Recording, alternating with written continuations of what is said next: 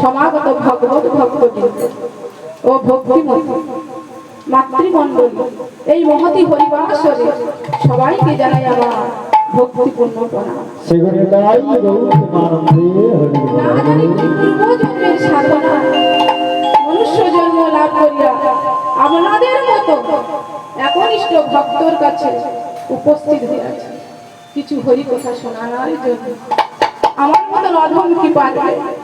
হরি কথা বিশাল জলরাশি, যে হরি কথা চতুর্মুখে ব্রহ্মা বলে শেষ করতে পারে না, পঞ্চমুখে আমার ভোলানাথ বলে শেষ করতে পারে না, চতুর্ভুজে গণেশ লিখে শেষ করতে পারে না, বাগদেবী সরস্বতী সেও বলে শেষ করতে পারে না, ব্যক্তিকে সেও লিখে আর বলে শেষ করতে পারে না।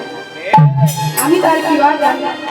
এই হরি কথার বিশাল জলরাশি, যেমন এক জলরাশির মধ্যে এক পিপীলিকা পড়িয়া হাবুডুবু তার নিজের প্রাণ বাঁচানোর জন্য হা গৌরাঙ্গের প্রাণ গৌরাঙ্গের নাম করে, তদ্রূপ কোন বৃক্ষের উপর আরোহণ করিয়া তার চঞ্চুর দ্বারা একটি পত্র পতিত করে দেয়, তার উপরে ভর করিয়া কিনারায় পৌঁছাবে।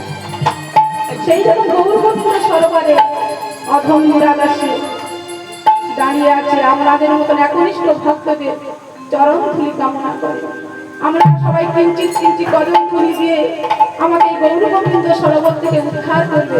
কিভাবে গো? নিতাই গৌর